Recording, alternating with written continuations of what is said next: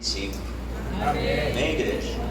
E bem-vindos também à primeira campanha do ano de 2025, o ano como nós começamos todos os anos, com a poderosa campanha 12 dias de bênçãos para um ano de vitória.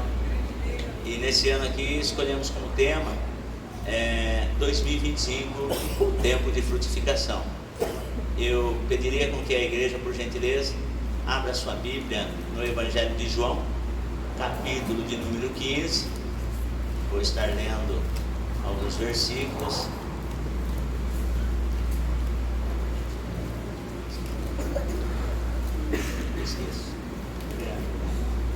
E depois também, hoje nós temos a Santa Ceia do Senhor, né? Evangelho de João, capítulo de número 15. Quantos acharam? Digo amém. Amém. Tem alguém procurando? Digo, estou procurando. Eu gosto de lembrar que o Evangelho de João é o quarto Evangelho, Novo Testamento, porém, né? Começa com o Evangelho de Mateus, passando pelo Evangelho de Marcos, Lucas e o último, Evangelho de João. E o capítulo selecionado aqui é o capítulo de número 15, que traz aqui por título A Videira e os Ramos. Então eu começo a leitura que diz assim: eu sou a videira verdadeira e meu pai é o agricultor. Aqui na minha Bíblia, na sua está o lavrador. Todo ramo que estando em mim não der fruto, ele o corta, e todo que dá fruto limpa, para que produza mais fruto ainda. Vós já estáis limpos pela palavra que vos tenho falado. Permanecei em mim e eu permanecerei em vós.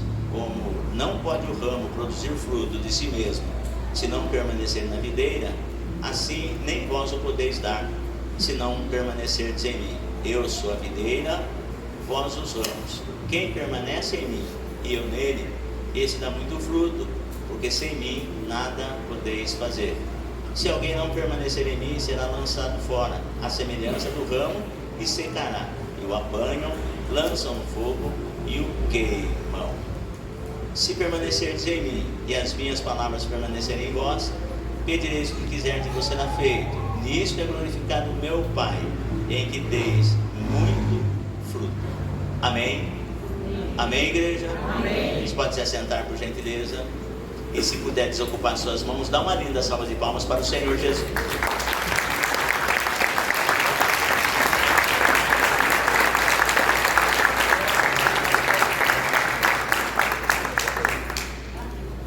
Queridos, nós estamos com a campanha e o Espírito de Deus ele tem colocado no meu coração que esse ano de 2025 é um tempo de frutificação. Eu vou falar assim bem pausadamente, bem detalhadamente,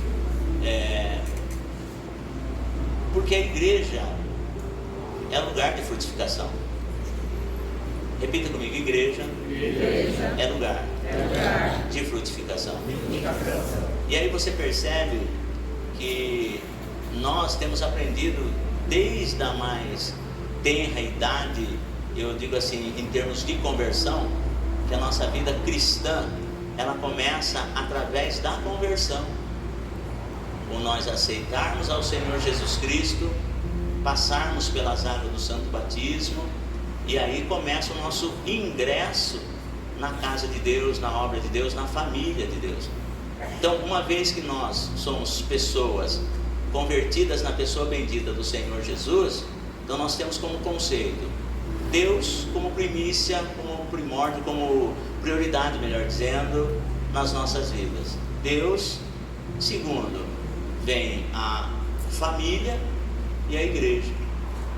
Então, esses três conceitos, por quê? Porque Deus, o apóstolo Paulo, ele vai falar que a igreja foi o mistério que Deus revelou para ele. Quando você estudar, por exemplo, a Epístola aos Romanos, ele vai falar sobre isso. Na carta aos Colossenses, ele vai falar a respeito do mistério da igreja, que esteve oculto por muito tempo.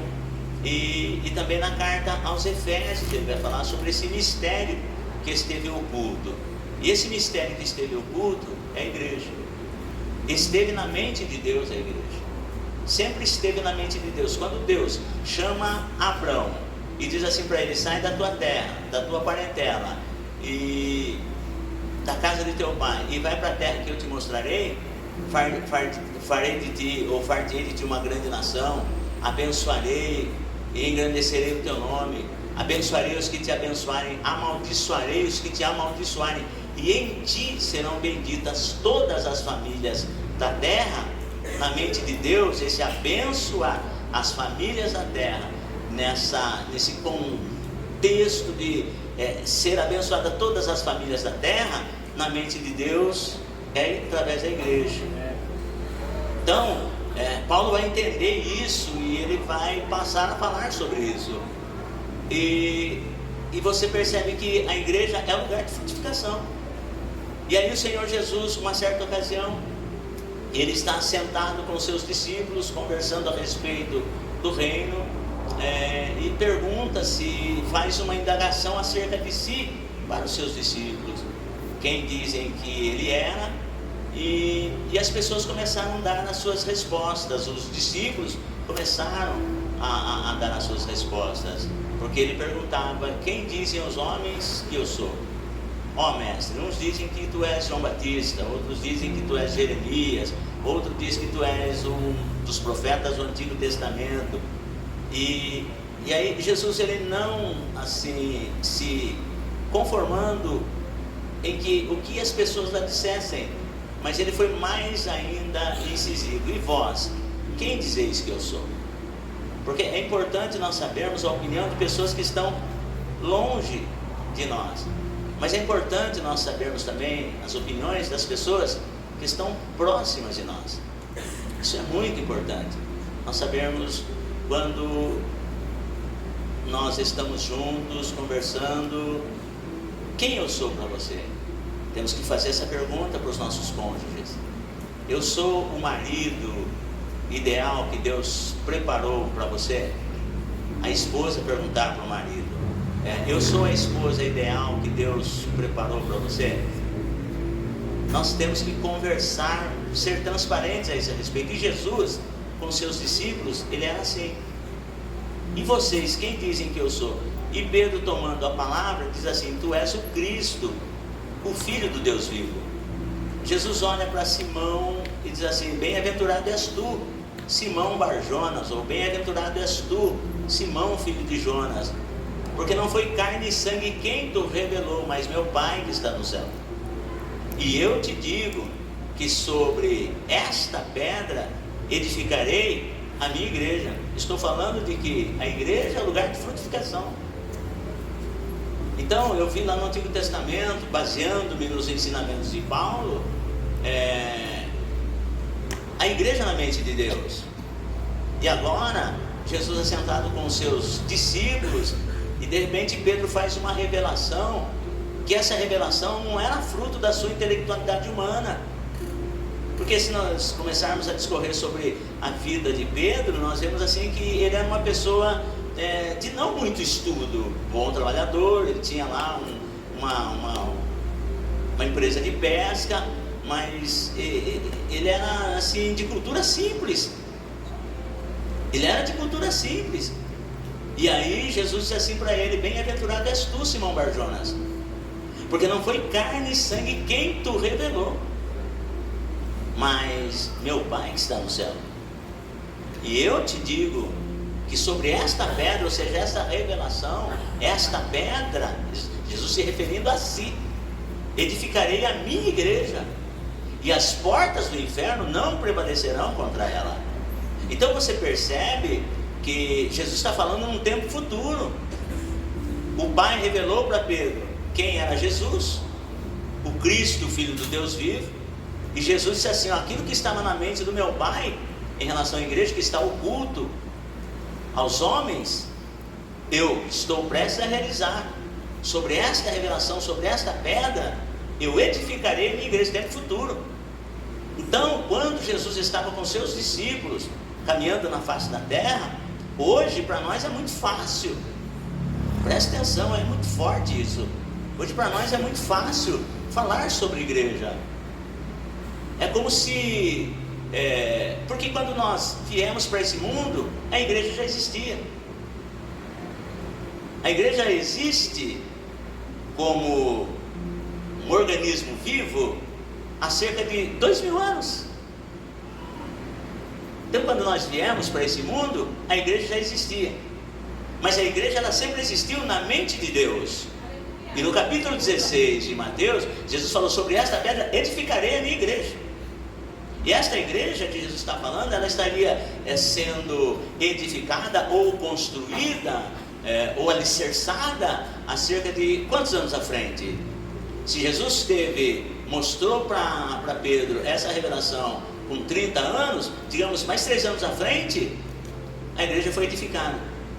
Mas digamos, se essa revelação veio no último dia, ou melhor, no último ano de ministério de Jesus, como eu creio que foi no último ano do ministério de Jesus, prestes a ele ir para a cruz, a igreja estaria nascendo cerca de alguns dias à frente, porque Jesus morreu, foi sepultado, ele ressuscitou ao terceiro dia, conforme está escrito. Paulo ainda diz assim: conforme o meu evangelho, ou segundo o meu evangelho. E ele passou por um período de tempo aqui, dando instruções para os seus discípulos, aparecendo para muitos, para cerca de 500 irmãos. E depois, no dia de Pentecostes, nasceu a igreja.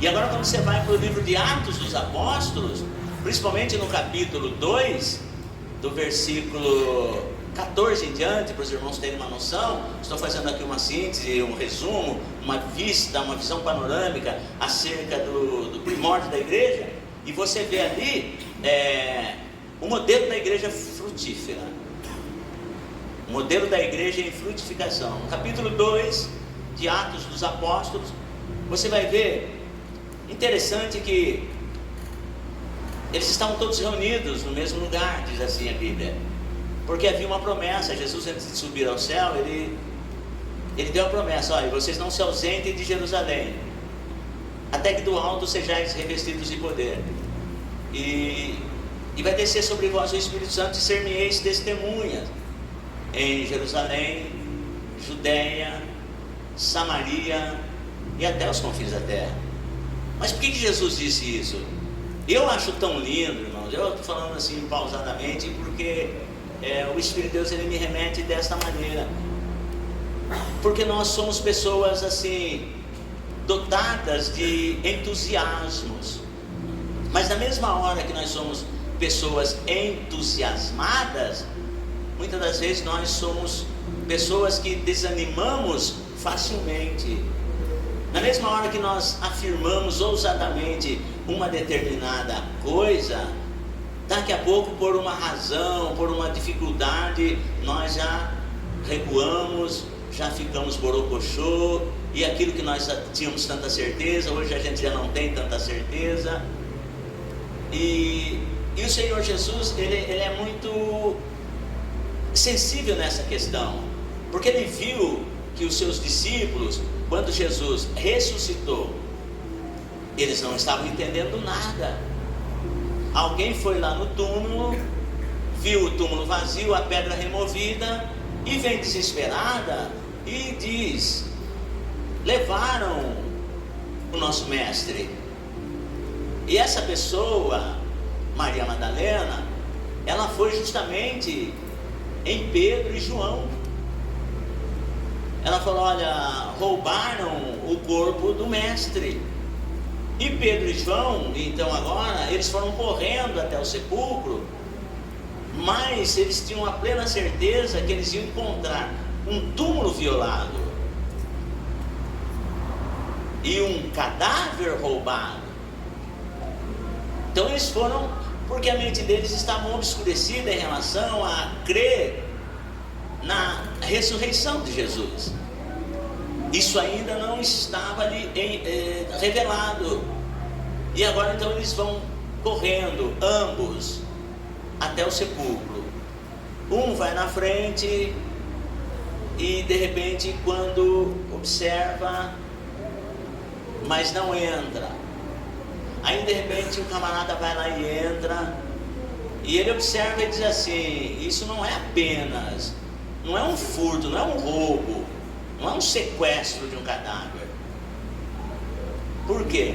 Porque além de ver as vestes, a mortalha do mestre ali, viu que no lado, num lugar estratégico, o lenço que envolvia a face de Jesus, a parte superior, ele estava metodicamente bem dobrado.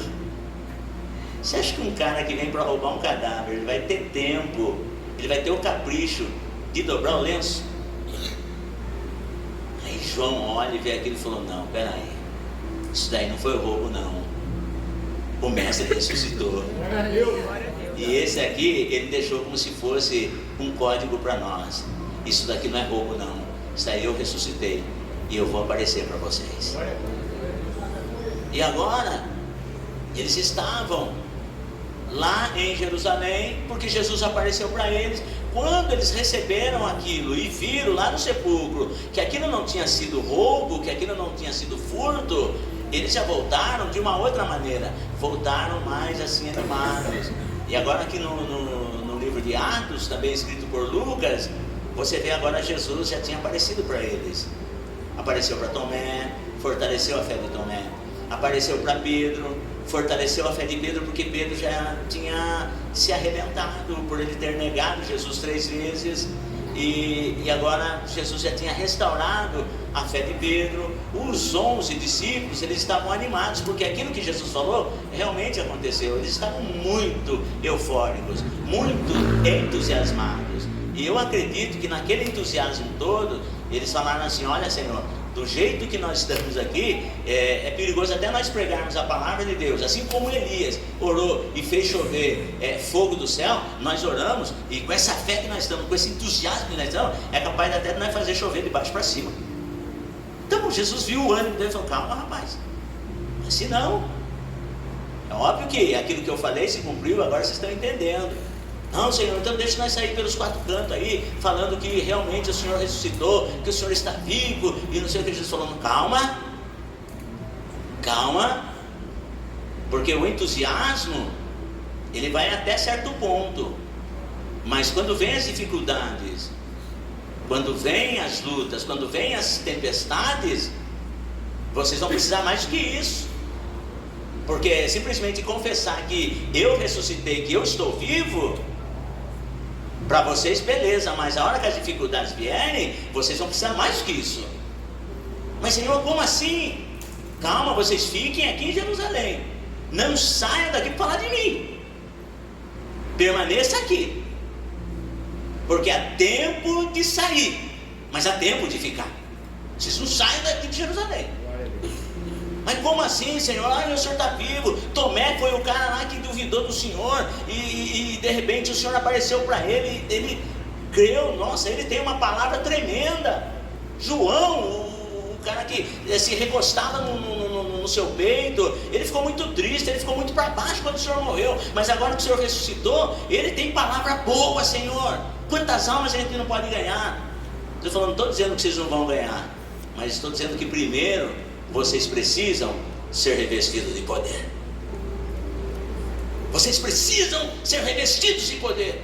Mas como? Como que vai ser isso? A gente vai ter que tomar alguma coisa, a gente vai ter que comer alguma coisa, a gente vai ter que... O que precisamos fazer? Jesus falou: não, fiquem em Jerusalém, porque o Espírito Santo vai descer de uma maneira espetacular sobre a vida de vocês. Vocês vão ser robustecidos com o poder. A promessa do meu Pai vai se cumprir. E aí então sereis testemunha em Jerusalém, Judeia, Samaria e até os confins da terra. Glória a Deus.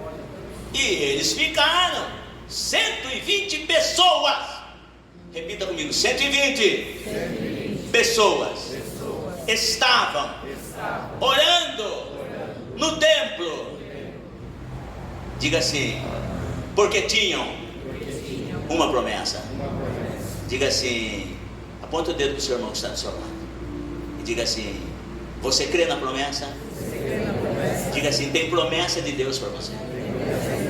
Diga assim: esse ano de 2025, diga assim: a promessa de Deus é que é um tempo de frutificação para você.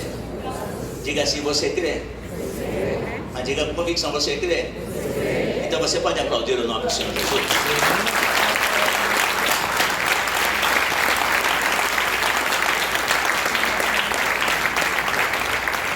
negócio assim tão maravilhoso, porque eles estavam ali esperando o cumprimento da promessa. Agora, eles não sabiam como ia ser. E o antídoto contra o desânimo é a expectativa. Por quê, irmãos? Levantava de manhã, o encontro deles era lá no cenáculo, na casa de João Marcos lá, né? Eles encontravam-se lá, mas eles tinham as suas residências. Concorda comigo? Presbítero Anagibe, pastor Fábio Eduardo de Carvalho, presbítero Silvio Lourenço, pastor Roberto. Gostaria de pedir depois que nós intercedêssemos pelo nosso irmão pastor Roberto, que ele não se encontra muito bem de saúde. Pode ser, pastor Roberto? A igreja me ajuda a orar pelo pastor Roberto? Diga amém. Você vai sair daqui curado hoje em nome de Jesus. Escute, eles tinham as suas casas, eles tinham seus afazeres, tinham as suas famílias, mas eles tinham um determinado horário que fazia parte da disciplina deles, a oração. Aí talvez o dia que eles chegassem mais cansados do trabalho, nós vamos subir no cenáculo orar hoje. Aí um falar para o outro, eu não sei, rapaz, estou meio desanimado. Aí vinha aquilo, mas lembra da promessa. Lembra da promessa, então eu vou. E chegavam lá todo mundo se reunindo, mas quando chega um determinado dia, só que ninguém sabia como que ia ser o cumprimento. De repente, irmão, eles começaram a orar com fervor. Senhor, tu disseste a tua palavra, aquilo que tu disseste para Abraão se cumpriu, o que disseste para Moisés se cumpriu, o que falaste pela boca do patriarca Davi se cumpriu, o que disseste pela boca de Elias e Eliseu se cumpriu. Senhor, mas nós estamos aqui, aguardando conforme diz o teu filho, a tua promessa que há de se cumprir ainda nesses dias.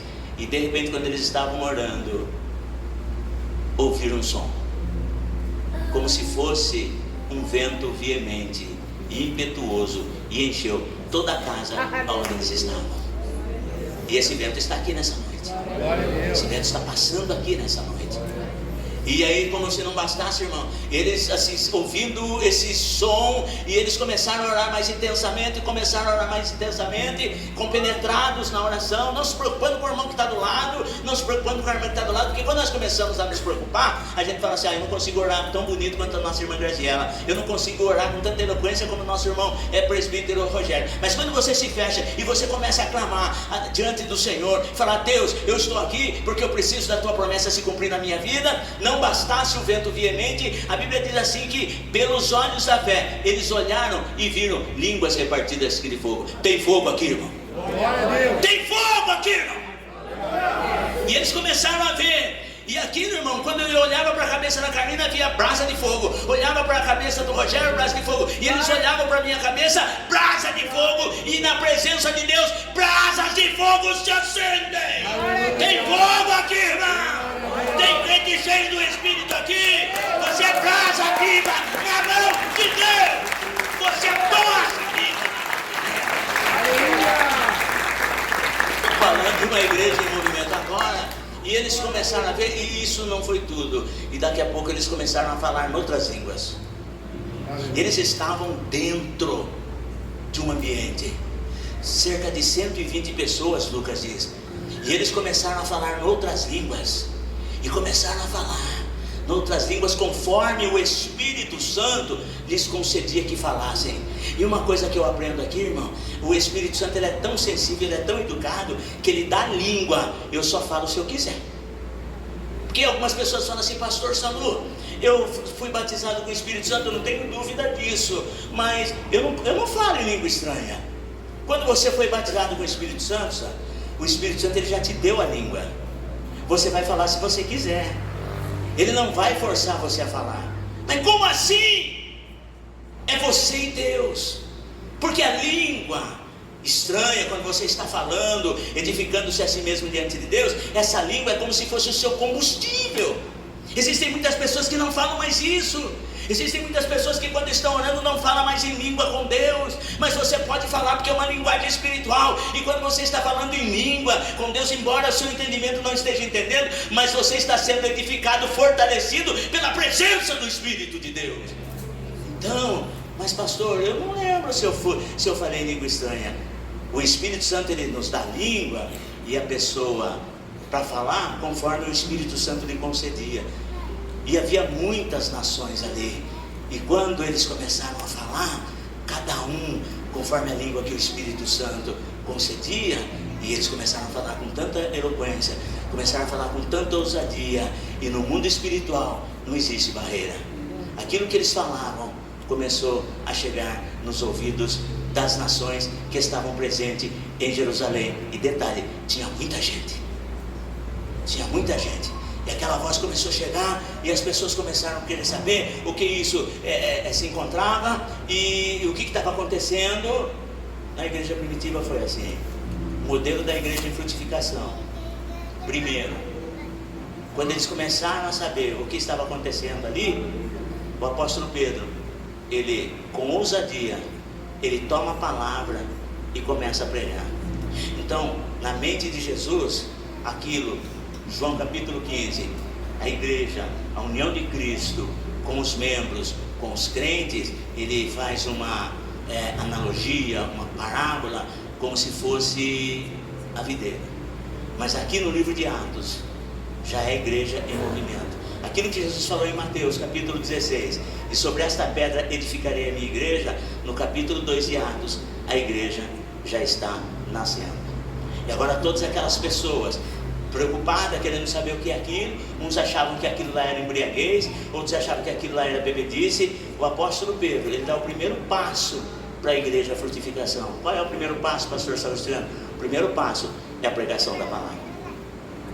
Então o apóstolo Pedro, ele dá o primeiro passo, uma igreja em frutificação, uma igreja no processo de frutificação, não pode deixar de ter a palavra de Deus. Pedro se colocou de pé, com ousadia, ele começou a pregar a palavra, explicar para aquelas pessoas que aquilo não era embriaguez, como eles estavam sabendo, sendo ele aquele determinado horário do dia, porque ao judeu, principalmente naquele horário do dia, eles não tomariam uso, não fariam uso de qualquer bebida embriagante, eles não fariam isso. Mas o que estava acontecendo ali na realidade era o que Joel profetizou lá atrás, era o que Deus profetizou lá atrás, através dos lábios do profeta Joel, que nos últimos dias Deus derramaria do Espírito Santo.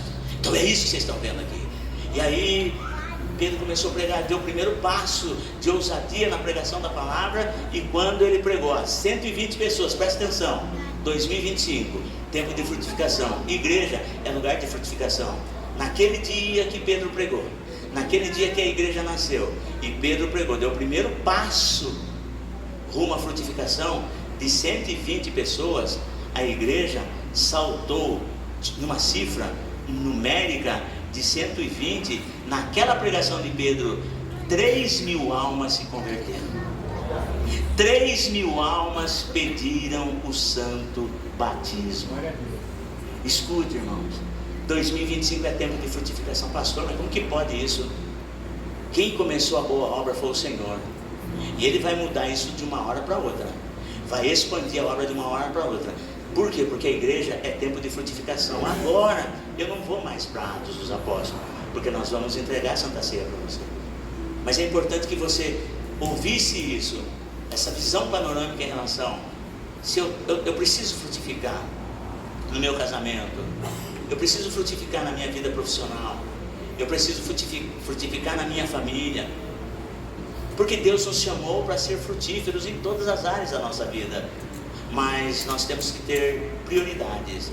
E hoje, no nosso curso, no workshop da nossa irmã Grazi, missionária Graziela, ela fez uma pergunta dizendo assim: o que é importante para você? O que é prioridade para você?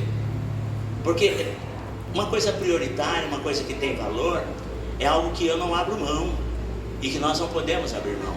Então, se eu quero, eu como cristão, porque eu disse assim, que aceitamos a Jesus, passamos pelas águas do santo batismo, e agora nós temos a Bíblia Sagrada como nossa regra de fé. Então, a partir desse momento, Jesus fala assim: agora fique tranquilo, que de você eu cuido, a sua vida está nas minhas mãos. Para você ter noção, essa atitude que eu e você tomamos em aceitar a Jesus, primeiramente Ele nos aceitou primeiro, mas essa atitude de fé, de nós entregarmos a nossa vida para Ele, fazendo confissão que Ele é o nosso Senhor e nosso Salvador, só de quebra Ele já pôs o meu nome e o seu nome no livro da vida. Talvez todas as promessas cabíveis em cima dessa terra, talvez eu e você não desfrutemos agora, nesse tempo presente, mas fique tranquilo, na eternidade isso vai se cumprir. O milênio vem aí, e eu e você estaremos reinando com Cristo. Todas as promessas vão se cumprir. Então, já de cara, eu e você temos o nosso nome escrito no livro da vida. Porém, nós somos pessoas, e como pessoas nós temos a nossa casa, como pessoas nós temos os nossos afazeres, temos os nossos trabalhos, e é importante que a igreja ela tem como testificar o poder de Deus nas nossas vidas. Israel falhou. Israel, a videira ou a figueira de Deus, falhou, porque através de Israel, Deus queria que todas as famílias da terra fossem abençoadas, e Israel se fechou. Foi um povo exclusivista, eles queriam a salvação só para eles. E agora, por intermédio da igreja, Jesus, Deus, quer que através do Espírito Santo, a multiforme graça de Deus seja propagada, através da igreja. E a igreja é composta por pessoas simples, pessoas humildes, pessoas muitas das vezes que não têm um nível de intelectualidade muito além, ou pessoas abastadas financeiramente, ocultas intelectualmente, judeu e gentio. Para Deus manifestar a sua graça, a sua glória, o seu poder, Ele manifesta através da igreja, que é composta por pessoas de todas as nacionalidades, etnias, intelectualidade, porque Deus não faz acepção de pessoas. E às vezes, irmãos, nós esperamos a morte física chegar para nós nos depararmos, principalmente aqui no cemitério da saudade, e nós vemos aquele dizer ali em latim, né? Homini similis sumus. E às vezes nós precisamos passar pela morte de um ente querido, para quando nós chegarmos na frente do cemitério e entender que ele está dizendo assim: aqui somos todos iguais. No cemitério não tem pobre, não tem rico, não tem negro, não tem branco. Resumindo, a terra vai comer. Por que muitas das vezes nós esperamos esse momento fatídico chegar para nós vermos que somos todos iguais? O Evangelho de Cristo Jesus, através das diferenças, Ele nos proporciona pelo Espírito Santo, que com Cristo nas nossas vidas, o Espírito Santo conosco, nós somos todos iguais. Eu não posso ser diferente de você, você não pode ser diferente de mim, porque nós somos iguais, porque em mim habita o mesmo Espírito Santo que habita em ti. Vamos dizer assim: ou não sabeis que o Espírito Santo é o templo de Deus que habita em vós? Tem templo de Deus aqui nesta noite? Você pode glorificar a Deus? Nós estamos preocupados porque queremos mostrar que nós somos diferentes. E é isso que está o problema hoje da igreja, mostrar as diferenças. Não, eu preciso procurar em cada um dos meus irmãos o que é que me identifica com ele, porque característica familiar. Rapaz, você não é filho de fulano? Como assim? Não, porque olha, você tem, você é igualzinho ao seu pai. Você percebe? Característica familiar é fácil de notar pela fisionomia, ou o tom de voz, alguma coisa que faz lembrar a pessoa. Não, esses dias aí eu encontrei com uma pessoa, ela disse assim: seu Luciano? Eu falei: pois não. O senhor tem um filho que tem uma moto vermelha? Eu falei assim, mas eu fiquei tão angustiado. Eu falei: por quê? Porque eu falei assim: esse moço eu acho que é filho do seu São Luciano, porque é igualzinho ele. Eu falei: é meu filho, sim. Eu fiquei angustiado porque eu queria chegar para ele e dizer assim: você é filho do São Luciano, embora eu tivesse certeza. Então é isso que nós precisamos, procurar nas pessoas aquilo que nos torna iguais a elas, porque somos irmãos em Cristo. Então, enquanto nós trabalharmos com diferença, nós somos problemas e teremos problemas. Mas quando nós procurarmos aquilo que me torna igual a pessoa, isso vai fazer com que eu possa frutificar. E como a igreja é um lugar de frutificação, e eu agora entro aqui em João capítulo 15, e eu já vou encerrar da seguinte maneira: como que eu posso frutificar? Porque a promessa aqui, ó, é ser frutífero para 2025. Primeiro, esteja em Cristo. Esteja em Cristo. Porque Jesus fala assim, ó: eu sou a videira verdadeira, o Pai é o agricultor. Todo ramo que estando em mim não der fruto, ele corta, e todo que dá fruto limpa, para que produza mais fruto ainda. Então, segredo de frutificação: esteja em Cristo. Mas lembre que eu e você somos apenas ramos. Somos ramos. Lembre, cada um no seu papel. Jesus é a videira, o Pai é o agricultor, eu sou apenas ramo.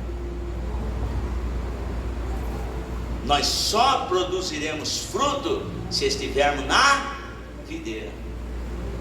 Então, presta atenção: se eu estou em Cristo, eu preciso viver esse estar em Cristo em todos os lugares que eu tiver. Porque na verdade, daqui a pouco nós vamos participar da Santa Ceia, e os dois elementos que simbolizam o corpo e o sangue de Jesus é o pão e o suco. O suco é da uva, querendo dizer que o fruto que você produz não é para você. Alguém vai degustar, alguém vai saborear o fruto que você produz. Isso é muito importante. Nós, aonde nós passarmos, nós levarmos prazer para as pessoas, porque o vinho é sinônimo de alegria, o vinho é sinônimo de prazer. Então, eu produzir fruto, eu como ramo produzindo fruto, eu não vou me beneficiar do meu fruto, do fruto que eu produzi, não, mas o meu fruto vai ser, alguém vai se beneficiar com ele. Pô, vai dar gosto estar ao lado daquela pessoa. Nossa, mas quando ele fala, ou quando ela fala, meu, é prazeroso estar junto. Então, esteja em Cristo. Agora, lembre que o Pai é o agricultor, o Filho, nós temos aqui a Trindade divina. Até que ponto, eu sei que a Trindade divina é uma realidade, mas até que ponto eu permito que a Trindade divina, ela trabalhe na minha vida? Porque aqui Jesus ainda não tinha edificado a igreja, ele estava falando com seus discípulos, e eram homens, irmãos, que quando começaram a caminhar com Jesus, eram homens apavirada, como eu e você. E tem momentos da nossa vida que a gente vai bem até certa altura, daqui a pouco a gente cambaleia e cai. O problema não é cair, o problema é permanecer prostrado, se lamentando pela queda. Não, caiu, levanta, sacode a poeira, dá a volta por cima. E agora o que acontece? Estando na videira, vai produzir, não tenha dúvida. O Espírito Santo, ele é o agente que trabalha para que haja frutificação. É o Espírito Santo. Se o Espírito Santo está na minha vida, com certeza, esse ano 2025, meu trabalho, a minha vida profissional vai ser uma bênção. Nós estamos vendo aí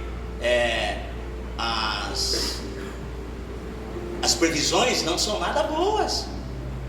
Espiritualmente falando, nós sabemos que um tempo complicado vem aí, mas isso tudo é cumprimento das Escrituras, porque o palco ele precisa estar pronto, o cenário ele precisa estar armado. Para quê? Para que o anticristo possa exercer o seu reinado. Mas eu não quero que você fique preocupado com isso, não quero que você deixe de se alimentar por isso, deixe de trabalhar por isso. Vai transcorrendo a sua vida normalmente, porque tudo isso isso que nós estamos vendo: guerras, rumores de guerras, pestes, terremotos, inundações, comoções no universo todo. Isso tudo é cumprimento da palavra. Mas a Bíblia diz que antes do anticristo reinar, ele não vai reinar enquanto a igreja estiver na terra. Só tem um poder que detém a presença do anticristo. Só tem um poder que detém a atuação do anticristo. Enquanto eu e você, como igreja, estiver na terra, o anticristo não reina. Mas eu estou dizendo para você que a igreja vai sair daqui, a igreja vai subir. E aí então o anticristo vai reinar. Não se assuste com isso. Viva a sua vida normal. Deixa o Espírito Santo te conduzir.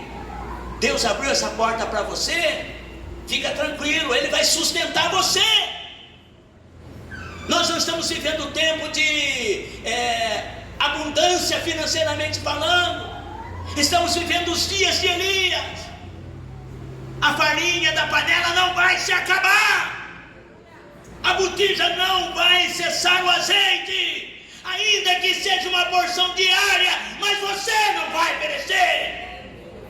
Fique tranquilo. Fique tranquila, Deus cuida de você. Deixa o Espírito Santo te conduzir. Chega o momento da igreja estar vivendo aquilo que Paulo falou: eu já aprendi. A igreja está vivendo um tempo de aprendizado. Dá glória a Deus na abundância, dá glória a Deus na bonança. É fácil reconhecer que Deus é bom, reconhecer que o Salmo 23, o Senhor é o meu pastor, nada me faltará. Quando a conta bancária está cheia, quando a saúde está boa, quando no banco tem uma gorda conta bancária, isso é fácil. Mas Paulo diz: eu já aprendi a ter fartura, mas também sei viver na necessidade. Se quando eu estava em fartura eu glorificava a Deus, na necessidade eu continuo dizendo que Deus é bom. Eu já aprendi tanto a ter fartura como a padecer necessidade. E no versículo 13 do capítulo 4 de Filipenses, ele diz assim: eu posso todas as coisas naquele que me fortalece. Esse ano é ano de frutificação. Fique tranquilo, fique tranquila. Deixa o Espírito Santo trabalhar no quesito frutificação na sua vida. E outra, se Jesus é videiro, o Espírito Santo é agente frutificador, o Pai, escute, deixa o Pai trabalhar. Deixa o Pai trabalhar. Ele é o agricultor. O agricultor, ele plantou a vinha na hora certa, porque ele sabe que uma plantação, uma vinha plantada fora de época, não produz fruto conforme deveria produzir, ou não produz fruto na qualidade com que se espera que produza. Então o Pai é sábio. Aqui em João 15, ele é o agricultor. No capítulo 18 de Jeremias, ele é o oleiro. Eu vou dizer uma coisa para você: Deus tem obra grande com você. Ele diz que você está nas mãos dele. Então deixa ele te conduzir. A videira é uma planta trepadeira. Ela tem que ser conduzida, ela tem que ser trabalhada nos seus ramos. E quando o agricultor ele quer levar um ramo para uma direção, o ramo está querendo ir para outra. Escute, Deus tem os seus propósitos, Ele está direcionando você. Deixa Deus conduzir você no seu casamento, na sua vida financeira, na sua vida pessoal. Tudo que você fizer, em tudo que você fizer, para tudo que você fizer, a sua oração deve ser: Deus, me conduza, porque Tu és o agricultor, Tu tens o melhor para mim, eu sou apenas ramo, eu quero ir na direção que o Senhor quiser. Deixa o Senhor te conduzir, deixa o Senhor te levar, porque Ele é o agricultor, e como agricultor, Ele direciona, como agricultor, Ele poda, como agricultor, Ele limpa, como agricultor, Ele arranca, porque é Ele. Você está na mão dele, Ele está te conduzindo. Ele está dizendo para você que esse ano de 2025 será um ano de frutificação, porque o agricultor é que cuida de você. Ele tem o melhor para você. Ele sabe como te conduzir. E se você crer, nesta noite nós estamos começando 12 dias de bênçãos para esse ano 2025 de vitória. Eu quero convidar você para que você venha esses 12 dias. É tempo de frutificação, e em cada momento Deus vai falar comigo e com você em que área nós precisamos deixar o agricultor conduzir o nosso ramo, em que área nós precisamos ser podados, em que área nós precisamos ser limpos. E eu tenho certeza que quando chegarmos, porque hoje nós estamos representando o mês de janeiro, amanhã nós estaremos representando o mês de fevereiro, e assim sucessivamente. Mas traga a sua família para esse altar, traga peças de roupa da sua família, traga fotografia de pessoas da sua família que você quer que sejam alcançadas, projeto que você fez diante de Deus, na sua vida financeira, na sua vida profissional e principalmente na sua comunhão com Deus. Dê prioridade, porque eu volto a falar, igreja é lugar de frutificação. Você sozinho é membro, eu e você sozinho somos membros. A coletividade é a igreja, e você pertence à igreja, porque igreja é a família de Deus. É aqui que Deus vai frutificar a sua vida. Se você crê, diga amém. Amém. Se você crê, diga graças a Deus. Graças a Deus. Põe a tua mão na cabeça, diga assim: eu creio. E tomo posse que esse ano, para minha vida, para minha família, para os meus negócios, diga assim: todas as áreas da minha vida, eu creio que será um tempo de frutificação, em nome do Senhor Jesus. Amém, igreja? Você pode dar uma linda salva de palmas para o Senhor.